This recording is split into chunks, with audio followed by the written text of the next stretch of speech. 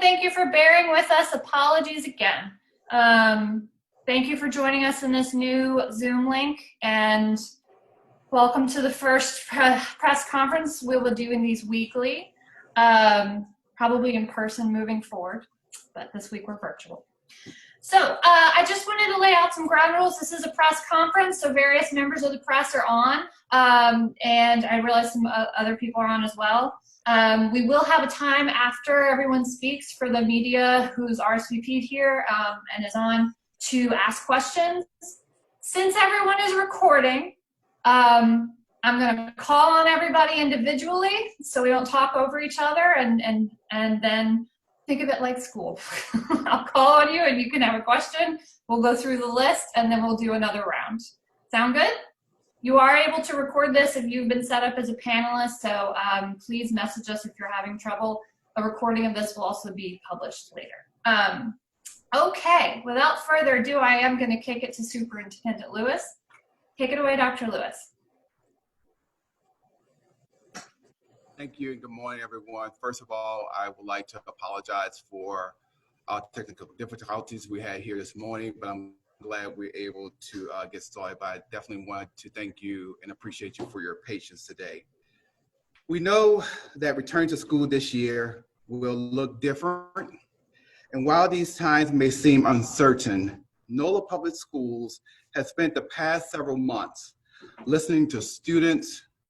We've been listening to our teachers, to our parents, to develop a planned focus on the health and well-being of our community. We know that many of you have concerns about returning to school, which is why we are committed to complete transparency throughout this process and want to address your concerns here this morning. This is why we will be hosting press conferences like the one today up until the start of the school year to share important updates, answer your questions, and address your concerns. And that is why today I want to spend time highlighting 3 essential aspects of our plan with you all to help our community understand what we have built together. Based upon their feedback and how we will work through this challenging time together. The first thing I want to go over and share is that our plan for reopening schools, buildings was designed to adapt and be responsive to critical health data trends. And I want to just say this morning, even as we think of our initial response to COVID-19, and we all know that school buildings closed on March 13th. But because we were looking at critical health data trends at that time, locally in the city of New Orleans, we were going to close school buildings because of the safety of our students and our educators throughout the system. And that's an important thing to remind everyone as we continue to work through this crisis. And the impact of COVID-19 on our community continues to evolve, and a notable difference today than just a few weeks ago as we prepare for the release of our roadmap. I would say in this ever-changing landscape, it's important that our plan remains fluid. And when we released the plan on July 1st, we also remind everyone that this is a very, very fluid plan. And this is why it was developed in alignment with the city reopening plan. That means we are prepared for every possible scenario and are ready to pivot when necessary. As a reminder, I believe on July 2nd at the press conference, we also shared that as we're approaching the 4th of July holiday weekend, that we will be looking at the next 2 weeks to understand, again, if we have to go ahead and pivot. My team is working hand in hand with the mayor's office and the city health department to determine if any changes to the reopening plan should be made as we reopen in August and at any point in the school year. Dr. Jennifer Avegno is here today to talk through this coordination and how we at NOLA Public Schools are working hand in hand to assess what is needed next. While our plan outlines a robust way to maximize in-person instruction, especially for our youngest students under phase 2, It's also important to note that we may have to keep buildings closed again if the critical health data trends require us to do so. We are reviewing that data, and now we're reviewing it right now. And our plan is on making an announcement by next week if we must pivot citywide. Second, we designed our plan to be responsive to families' needs and serve students as best as we can, given the challenges of COVID-19, that challenge that it presents all of us. In listening to our families and staff, we knew that our community wanted distance learning as an option for any student who was not ready to return to in-person learning. And our plans do just that.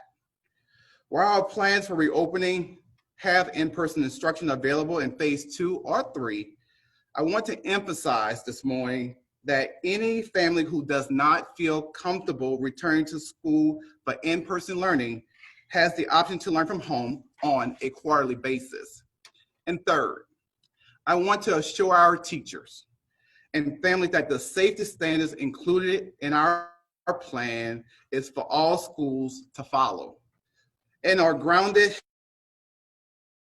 in the advice of medical experts and the precautions we have put in place and designed with safety, again, as our top priority. Our safety standards are more rigorous, and we are providing schools with specific protocols and policy to implement, all aligned to the best medical guidance we have at this time. For example, we call for requiring students at all grade levels and staff to wear face coverings at school. This was well before it was mandated statewide. This is essential to keeping everyone safe, along with frequent hand washing, temperature checks, and limited class size. In addition to these safety measures, NOLA public schools have procured various personal protective equipment, such as face shields, disposable and reusable face masks, gloves, non-touch thermometers, hand sanitizer, and hand sanitizer stations, thermal insulated food storage bags, and disinfectant. All of this to keep our students and our educators safe as we plan for the upcoming school year. Each school in the district will receive kits with these supplies later this month. Additionally, we have hired a medical advisor to help us navigate through the school year and advise us on the best way to keep our students and educators safe and healthy. Dr. Benjamin Springate is an associate professor of clinical medicine at Louisiana State University, LSU, and received his medical degree from Tulane University School of Medicine, where he also completed his residency both in internal medicine and pediatrics. Dr. Springate will serve as our NOLA PS medical advisor, who aided us in the reentry planning process. So he's been working and supporting us already, and will be available to all schools and throughout the district to advise us on action to take and how to keep our campuses safe. Next week, we will be having Dr. Springate as our guest. Now, I would like to welcome our OPSB Board President Ethan Ashley, who will comment further on our plans for reopening schools. Mr. Ashley.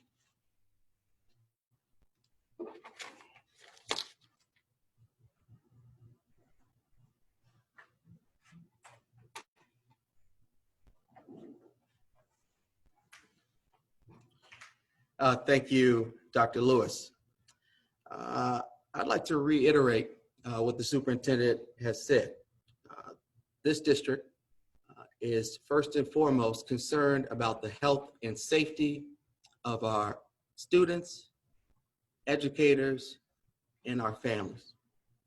And as he stated, the result of that means that our roadmap plan is designed to be fluid to accommodate for any potential changes in the health trends across our city. I'd like to also take this time to thank and acknowledge the hard work of our district staff, many of whom have provided countless hours of work. And I want to also acknowledge the reopening task force and our partners who all work diligently to determine the safest way to best educate our students for the upcoming school year under state, local, and federal health guidelines. Now, the thing that I want to make sure that we're clear about is, as this plan is fluid, we also need to continue to hear from our community. And I want to start by saying that our community has been very, very responsive, and we've gotten thoughtful feedback both in our stakeholder community survey and as well as our reopening plan feedback links on our website at nolapublicschools.com. But we need to continue to receive feedback from our community, and we look forward to hearing from our community on these very important issues. Now, it's also extremely important to note that we are committed to supporting our educators as we prepare for school in the fall. And we want to make sure that our educators, specifically through safety measures, through resources and supplemental guidance, all of which the superintendent has talked about on today, that we are thinking about them. And we want to make sure that they are just as safe as our students and our families. Now, we know that returning to school in person or virtually will not be easy. And it'll take our entire community. These are historic times for our students, educators, and families. But I want to just say this. Please know that we're here, we are listening, and we will get this right together. Now, to provide feedback, I think I've said this already, but I want to reiterate it. You could go to nolapublicschools.com, or you can contact us on our hotline at 504-304-5782, 504-304-5782. Thank you so much for the opportunity on this morning, and we will, again, work together to get this right for our students, our educators, and our families.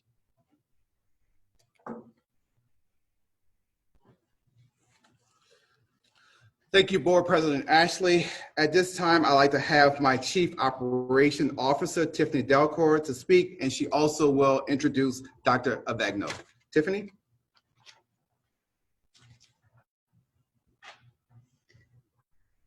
Thank you, Dr. Lewis.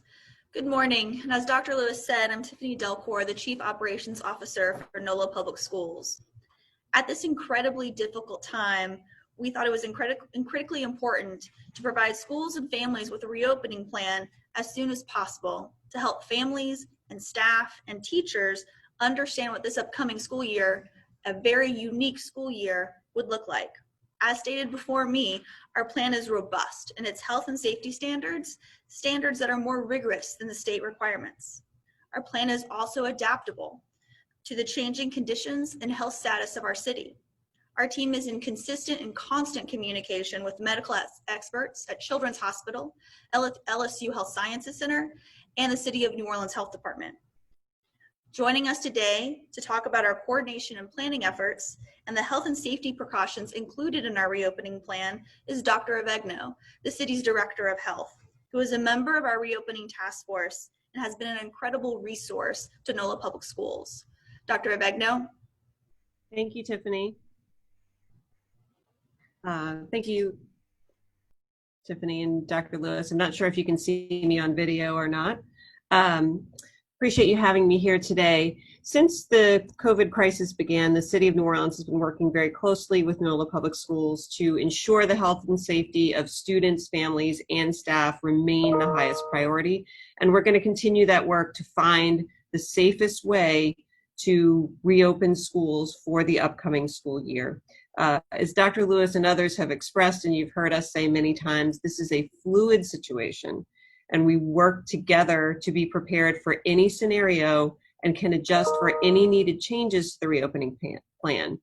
You know, we all have to understand that the actions that we as a community take today, such as wearing a mask, staying physically distant, avoiding large gatherings, will determine our ultimate success for the upcoming school year.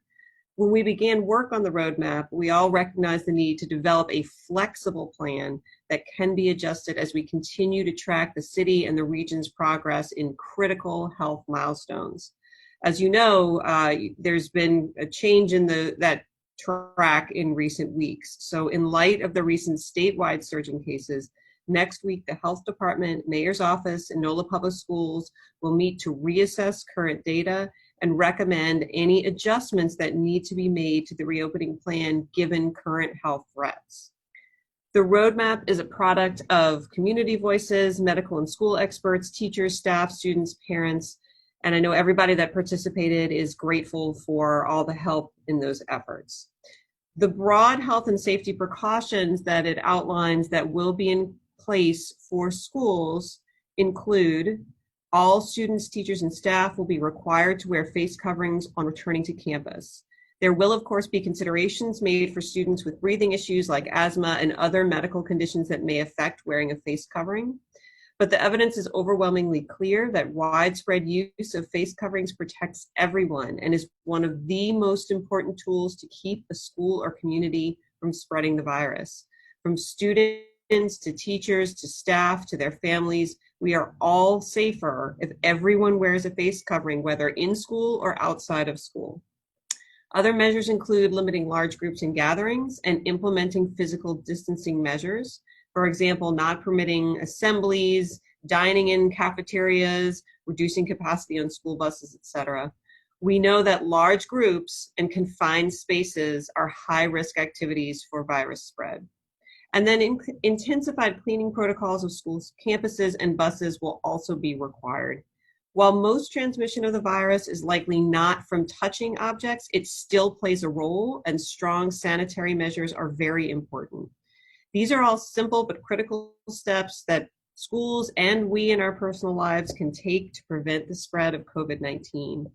But as we've said before, the virus sets the timeline, not only for schools, but returning to all of the activities and businesses that we care about. We know that flexibility and patience will be necessary this year more than ever before, and there may and probably will be unexpected changes along the way. Through it all, the health department and the medical professionals you've heard about are ready to support NOLA Public Schools to make health and safety the #1 priority for learners and staff. Thank you all for having me.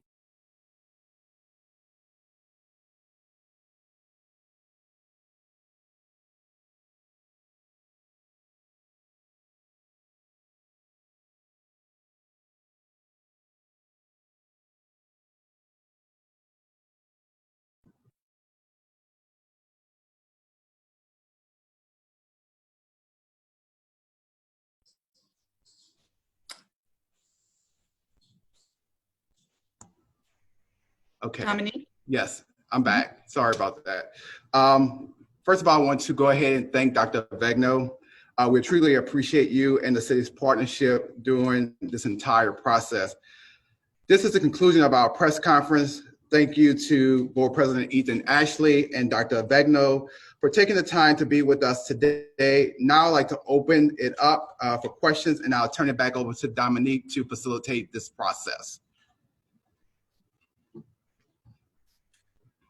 All right. Hi, everybody. Thank you for dialing in. And thanks, Dr. Lewis, Dr. Avegno, Mr. Ashley, as well as Tiffany. So I want to just let everybody know, I'm going to go through the media here quickly, but if you have a question for Dr. Avegno, I ask you to prioritize that first, since she's only with us for about 10 more minutes. But I'm going to start with Natasha over at Fox 8. Let's go ahead and get you unmuted. Okay. Okay, great. Can you hear me? Mm-hmm. Yes. Okay, so Dr. Lewis, I know that parents will have an option for the distance learning. Do you have any idea at this point the amount of students who may be on distance learning? And if not, when will that decision be made? When do they have to let the school system know that that's the option they're going to take? Certainly. And thank you for that question. As a school system, and as I say in our roadmap, we have given our families that option at all of our schools. And so what's happening right now, our schools are surveying their individual families to say if we have in-person instruction, are you going to opt into 100% distance learning, or are you going to opt into in-person? So our schools are surveying that information at this time, and it's an ongoing process. But in the coming days and this week, we'll pretty much know where our schools are. But again, as I mentioned, this is very, very fluid. And what a parent may say today, they may change at the beginning of next week. But our schools are surveying our parents at this time to understand which option they're going to move forward with. Okay, thank you. Let's go to Erica with WWL. Go ahead, Erica. Hey, so my question is about teachers and school employees. I know there are some concerns and some still don't feel comfortable working in the school. Can you address those concerns?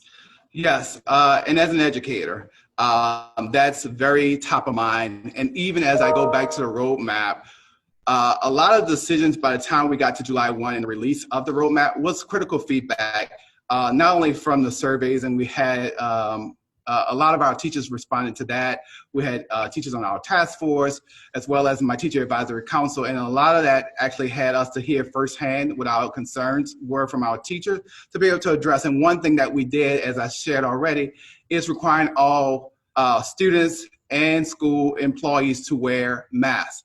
That was above and beyond the mandate that we've heard from other places, even at the state level, even though NIA has been mandated. But again, that's another sign here in the city of New Orleans that the safety of all of our students, families, and employees is a top priority. And so we've heard from them. We want them to know that even in the roadmap, and as we prepare to meet with the city of New Orleans and the New Orleans Health Department next week to look at that critical health data to understand where we are. We also have not just our teachers, but all of our employees that work in our schools. We're taking all that into consideration as we make the decision if we need to pivot again, as we stated on next week.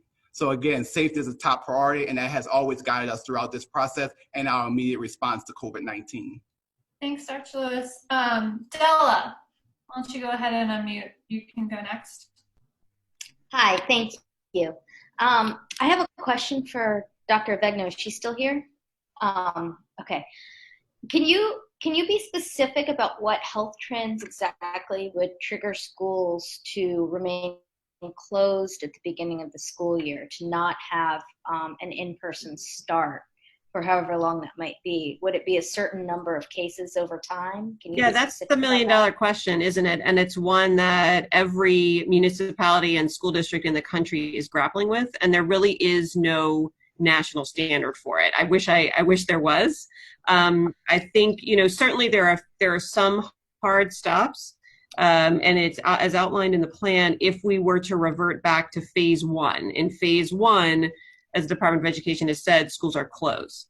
Where we find ourselves now is phase two with increased restrictions. And, in many ways, New Orleans is doing better than the rest of the state, but we can continue to see concerning trends and rise.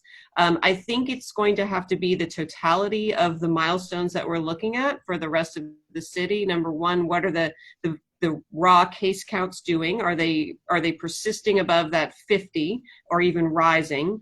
What is our testing capacity? As you know, we're still facing some shortages, although it hasn't affected us quite yet. What is our positivity rate? How is that rising? And then what's our hospitalizations looking like? So the same metrics we're looking at overall for the city will be what is taken into account in schools. Obviously it's going to be important as well to see what are the rates among children and adolescents. Are they continuing to far outpace the rest of our community, or is that sort of settling out? Again, giving a specific threshold is challenging, but I think like every decision we make, the totality and the combination of those trends, if they're going in the wrong direction, that's going to be pretty clear. And it's going to be, I think, clear to the school officials that we're going to have to adjust before the start of school. Can I ask a quick follow-up? Is that possible? Sure. So I know that the plan very specifically says phase 1, school buildings remain closed. Would that be possible as well in sort of this hybrid phase 2 we see ourselves in, where phase 2 isn't the full phase 2 that, you know, we might have thought it was, right? So we see phase 2 with restrictions. Could we potentially be in a scenario where we're in phase 2 with these restrictions or more restrictions and still see school buildings not open in person? Yeah, I think I believe if, and Dr. Lewis and Tiffany, please correct me if I'm wrong, there's an escape clause is what I call it in the plan that does allow for that. And I think that's the right thing to do. I think that we shouldn't just say, well, we'll just wait for phase 1. I think this is the responsible thing to say, even if we're in phase 2, but things aren't looking good, it may very well be that school buildings need to be closed. Dr. Lewis, Yes. did you want to? Yes, and I'll just echo exactly what Dr. Avegno said. Like when we put the plan together and we share what happens in phase 1, phase 2, and phase 3, we also, in that same diagram, if you look, it also talks about if the critical health data is changing, that if we have to change, no matter what phase we're in, to all in-person learning, that we will pivot to that. So even we may be in phase 2 here in the city of New Orleans with additional restrictions, but as we look at the information, we may be operating our schools under phase 1 guidance. And so again,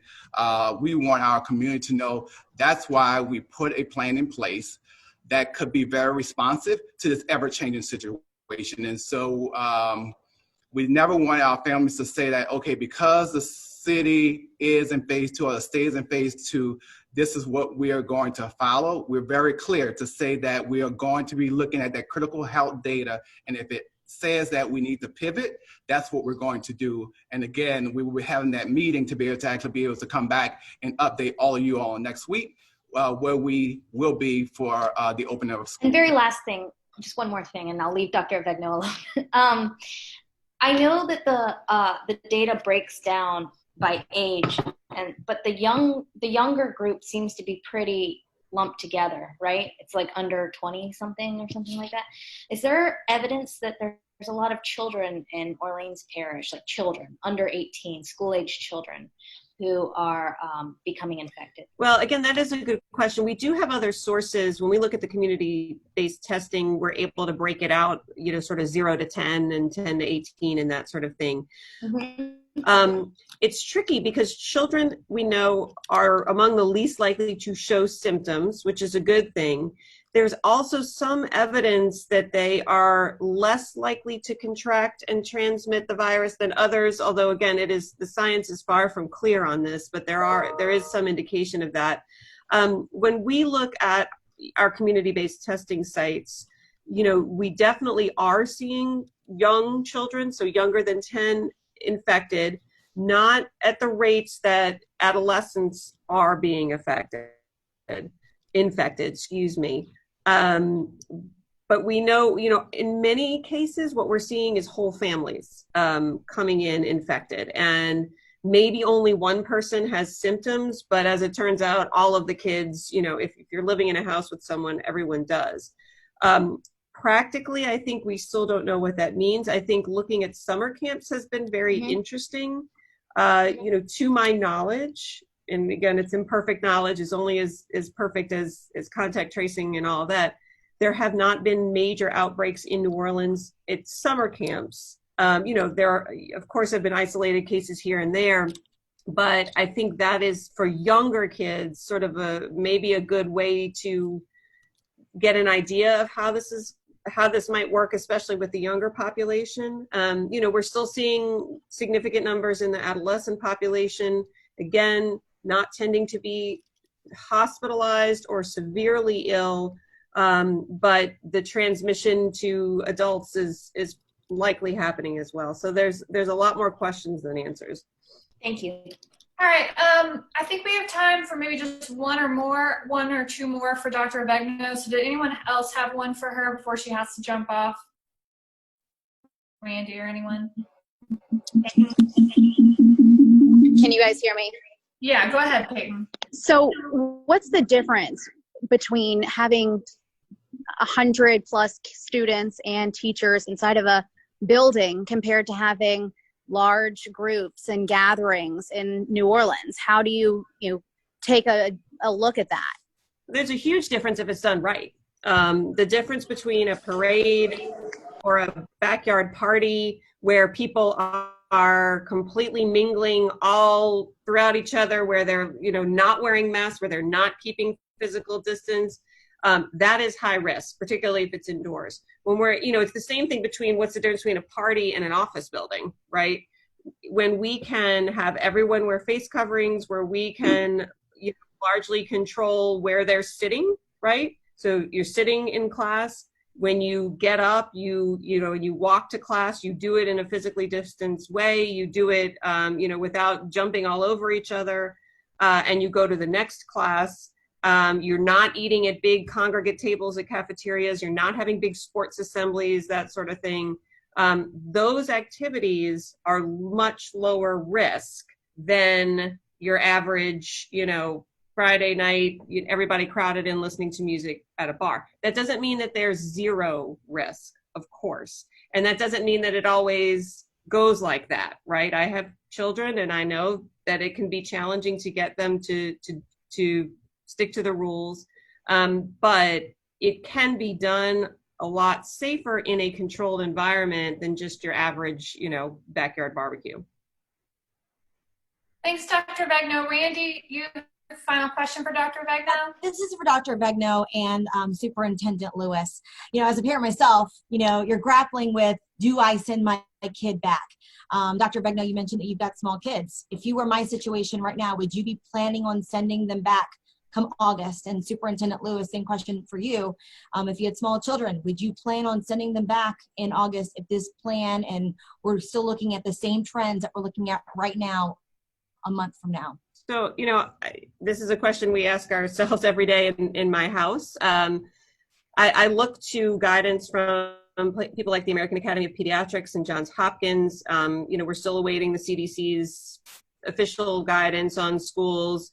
But knowing, as a public health professional, it's not just the virus. There are significant public health risks to children who are disconnected from the educational system.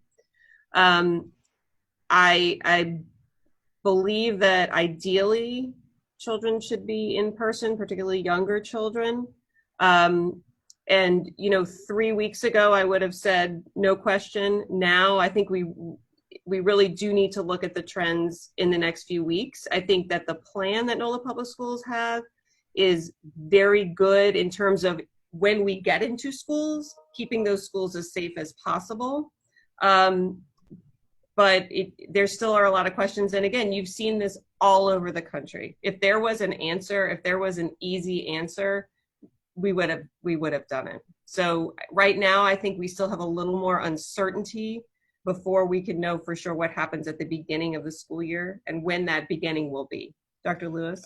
Yes, thank you, Dr. Vegno. And of course, my child is 17, so no, she's not a younger kid, but she's still my kid.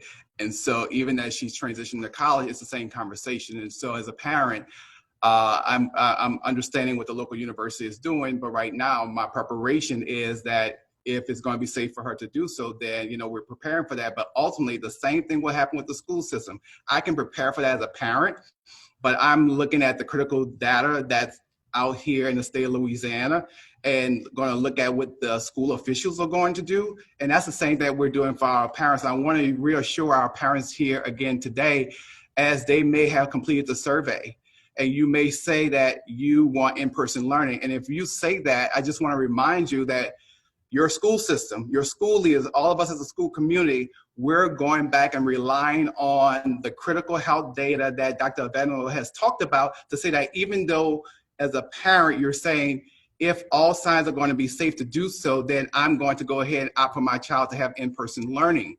But there's also another layer to that, knowing that a school system, and again, the city of New Orleans, the New Orleans Health Department, NOLA Public Schools that represent all of our schools here in the city of New Orleans, we're going to be coming together to say that even if you have opted to be in person, it may not be safe to do so, and we will make that decision as our plan states and pivot to phase 1 guidance, which will be all in-person learning. So again, we just want everyone to know that it's a fluid situation, but the school system, the health department, the mayor office, we are all working together to make sure that based on the data that's given to us, we're going to make the best decision when it comes down to the opening of the school year. Thanks, Dr. Lewis. Marta, do you want to go ahead and unmute? You're up. Yeah, thank you. Dr. Lewis, yesterday, State Superintendent Cade Brumley made it very clear that the Department of Education will not be responsible for enforcing minimum safety standards. And this is something that obviously teachers and parents have expressed concern about. Who will enforce minimum safety standards in our schools, and what role will the district play? Yes, very good question. And I would, again, go right back to the roadmap. And the roadmap lay out the health and safety standards for all of our schools to follow. And that will be actually, there will be oversight that is going to be done by the school system. And again, as we think of the roadmap, not just the health and safety standard, but even how instructional models will look in phase 1, phase 2, and phase 3, we made sure as a system that our families would know, no matter what school your child's attending, here are the standards that all schools will be following as a school system, so you know what it is and not various things happening. So again, that oversight will be happening by the school system. All right, thanks, Dr. Lewis. I'm going to circle back through everybody real quick. Nancy, do you have another question?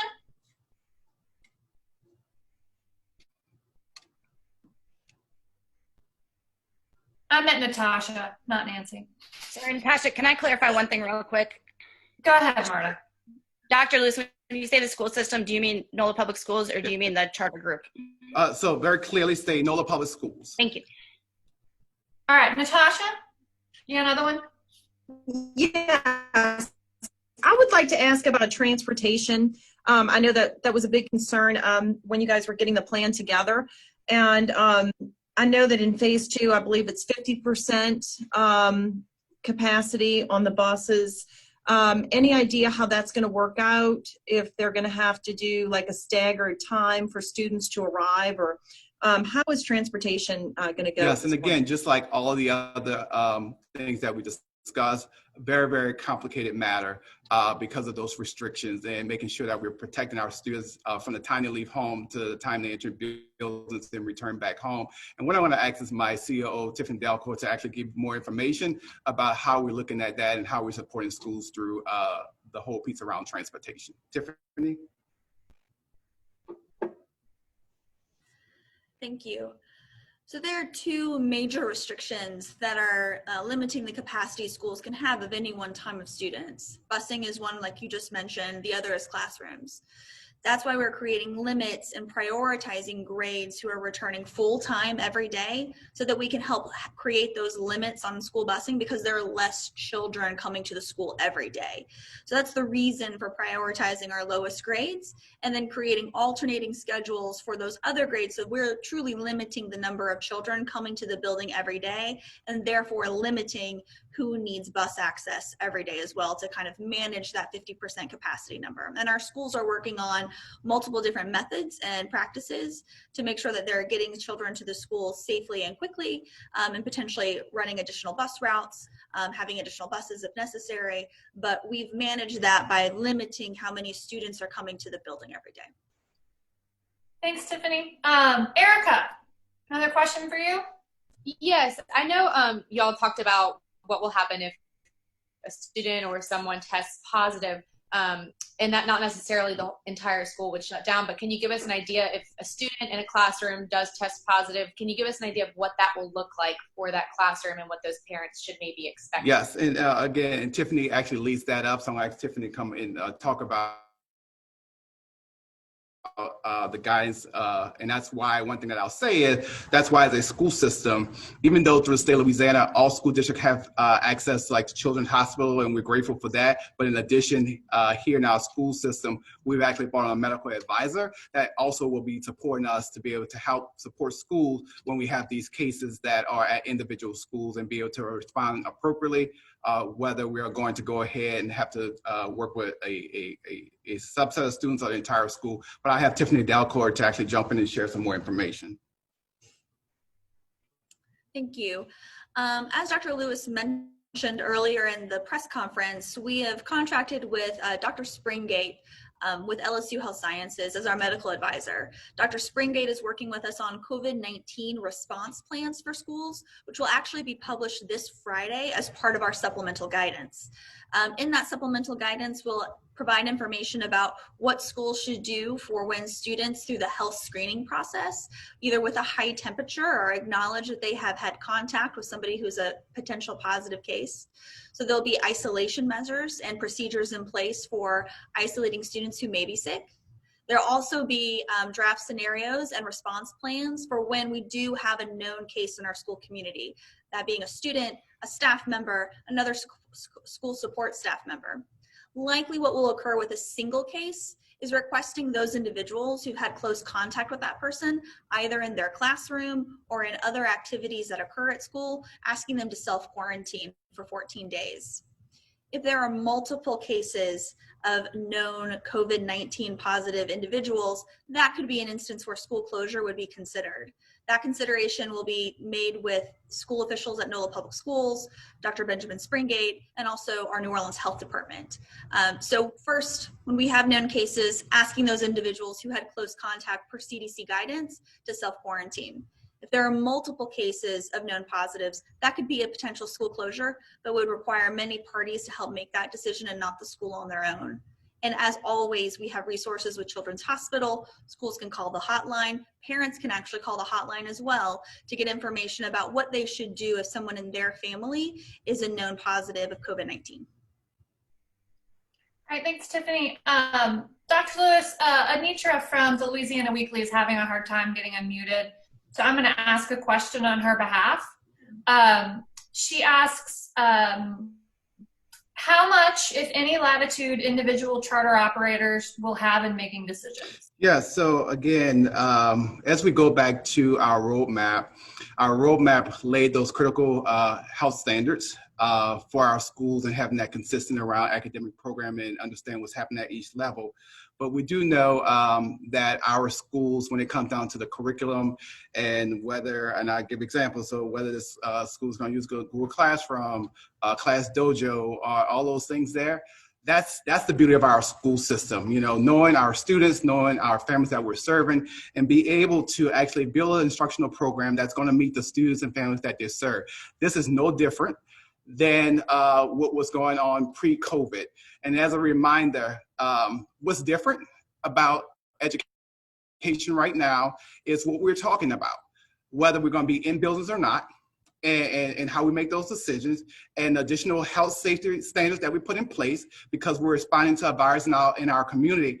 But outside of those things there, and the things that we have come together as a school system to make it very, very clear, the autonomy that our schools have to have that creativity, those things are still there. And we want those things to be there because that's how we are very, very unique as a school system, but we're very unique even in this time here as we were able to come together and be able to have these common health standards, again, that the district will oversee for implementation.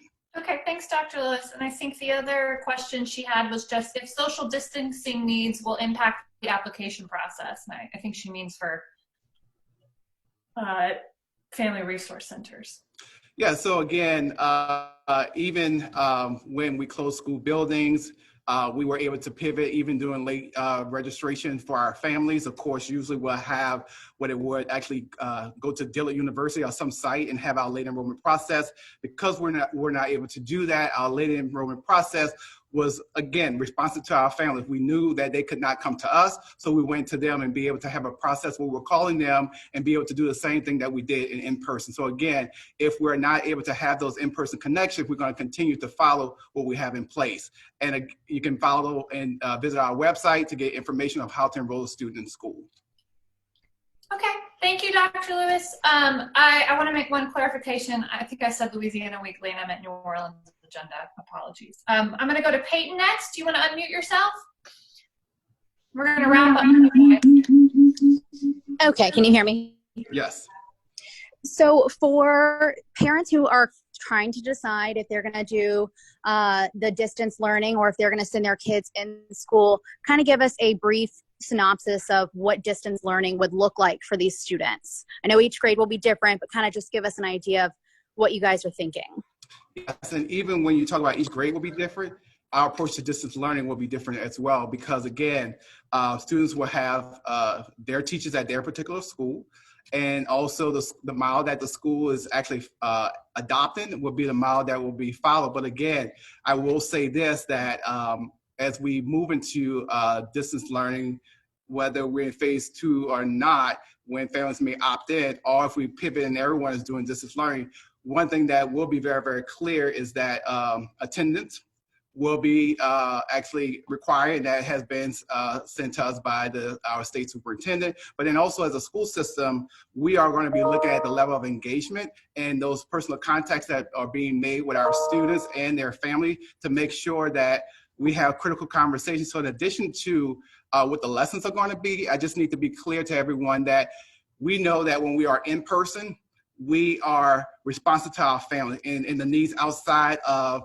what may happen in the classroom. So the social and mental health and all those things there, we're going to have things in place so that our schools are able to make those contacts with our family, because that's also part of the educational program. And so even as we talk about distance learning, we also must think about, we have to make sure that those things that we do as educators in school, that we still find a way to make those things happen. Thanks, Dr. Lewis. Okay, guys, I think we're going to do 2 more in the interest of fairness. The folks with 1 left each are Randy. So do you want to go next, Randy? Yes. And Superintendent, you mentioned possibly reassessing the plan next week. Is there a certain day that we can maybe count on hearing from you again? I can put my planning calendar just to check. Yes, as soon as we have the exact data available, we will be able to actually communicate to everyone. But again, as we think of our window for the opening of school, and our school leaders work very, very hard to all come together and adopt a common calendar that would have schools to actually open between August 4th and 11th. And so as we think about even being 2 weeks out, we want to make sure that that decision is communicated to our entire community early next week. Perfect. Thank you. All right, thanks. And Marta, I think the last question goes to you, and then Dr. Lewis will let you wrap it up. Thank you. We heard from a number of parents and educators who are nervous about what discipline policies could look like for mask wearing in schools. And I know you said NOLA is going above and beyond having all students wearing masks. And I know that discipline is something people are concerned about. Can you talk a little bit about how you're going to work with the schools on that? Yeah, so the first thing we want to say, and we're asking our families and our parents even right now, as masks are required in the city of New Orleans, to work with our young people, even at home, to explain to them the importance of wearing a mask, and also to have them to understand like when you should keep it on, when you should take it off, and all of those things there. And so the first thing I want to do is make sure that our community knows that, and we need to work together. But then also, as we think of students in schools and we think about educators, our educators have been doing this work for a long time. And when there's something new that we have to implement, our educators find very creative ways to be able to support our students. Now, let me be clear. I know for some students, it will be a challenge, but we're going to be working with our students. And I hear the word discipline. Right now, we're in a health crisis, and we know that our students and families are going through a lot. So as we address masks, and that's why as a school system, we purchase, because we do know that some students may arrive at school and don't have a mask. That's why, again, safety is a top priority. We purchase masks for our entire school system, and we'll be distributing those to our schools later this month. So as we think about discipline, I really want us to think about the health and safety of our young people, and that our educators will do what they have to do to make sure that we're supporting our students during this transition to masks. And so it's not about discipline. It's not that you don't have a mask, we want to put you out, whatever, because usually we know as educators, when something like that happens, there's another situation that's going on. And our educators are great with understanding and drilling down deep to support our students. And that's what we're asking our educators to do, what they always have done in the past. Thank you. Okay. Thank you, Dr. Lewis. Thank you, everybody. Thank you all so much. Thank you. We'll have another one next week, and we'll be sending out the information for that soon. Thank you, everyone. Thank you so much.